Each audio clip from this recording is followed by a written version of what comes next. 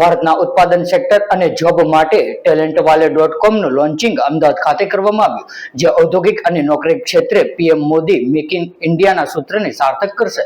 ત્યારે જો વાત કરવામાં આવે તો અમદાવાદ ખાતે મેન્યુફેક્ચરિંગ સેક્ટરની સાચી જરૂરિયાતોને લક્ષ્ય કરતું દેશનું પ્રથમ અનોખું AI portal platform talentwale.com launch કરવામાં આવ્યું હતું.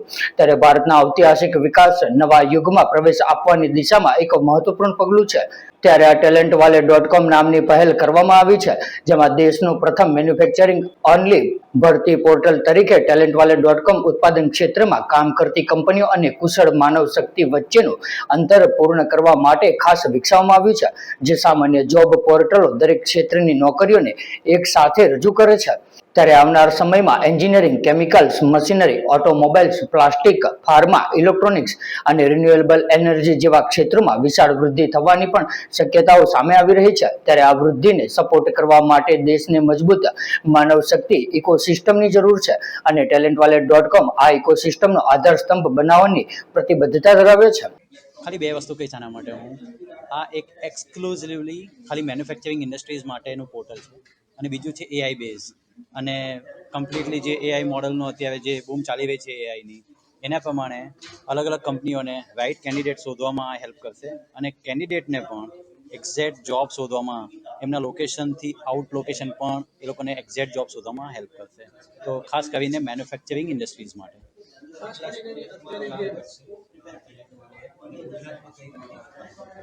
હવે ગુજરાતમાં તમને બધાને ખબર હોય તો આપણે ઇન્ડિયામાં ગુજરાત એ આપણું મેન્યુફેક્ચરિંગનું હબ કહેવાય છે અને શ્રી ઓનરેબલ નરેન્દ્ર મોદીજીનું આ કર્મસ્થાન પણ છે અને અહીંયાથી જ એમને સ્ટાર્ટ કરેલું છે.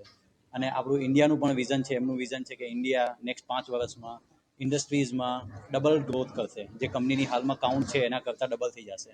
આપણું હાલમાં મેન્યુફેક્ચરિંગ ઇન્ડસ્ટ્રીઝનું જે રેવન્યુ છે $450 બિલિયન છે, જેને નેક્સ્ટ 5 વર્ષમાં મોદીજીના વિઝન પ્રમાણે $1 ટ્રિલિયન સુધી લઈ જવાનું છે. તો આના માટે જે નવી કંપનીઓ આવશે અહીંયાથી અને ફોરેનથી, એ લોકોને ટેલેન્ટ ક્યાંથી મળશે? એ ટેલેન્ટ ખાલી ઇન્ડિયામાંથી જ મળશે અને એ કંપનીને ટેલેન્ટ લેવા માટે અને જે રાઇટ ટેલેન્ટ છે આપણા દેશમાં, એ લોકોને એમની રાઇટ જોબ અપાવવા માટે આપણું પોર્ટલ છે મેન્યુફેક્ચરિંગ ઇન્ડસ્ટ્રીઝ માટે એક્સક્લુઝિવ એકદમ કી પોઈન્ટ બની રહેશે.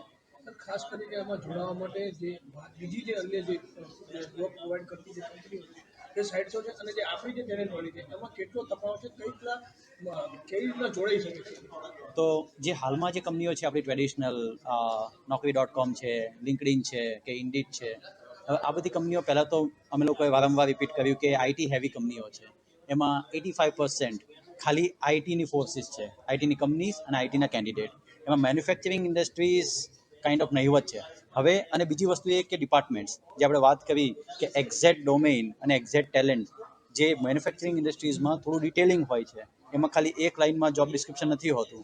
તો આપણે એક્ઝેક્ટ ટેલેન્ટ શોધવામાં આ પોર્ટલ કામ લાગશે અને that is what is the difference from the existing traditional job portals. અને આમાં આ અગેન આ જે આખા પોર્ટલનો જે બેઝ આઈડિયા છે, એમાંથી one of the idea is કે મોદીજીના જે વિઝનને જે મેક ઇન ઇન્ડિયા જે છે રાઈટ, એને સપોર્ટ કરવા માટેનું છે.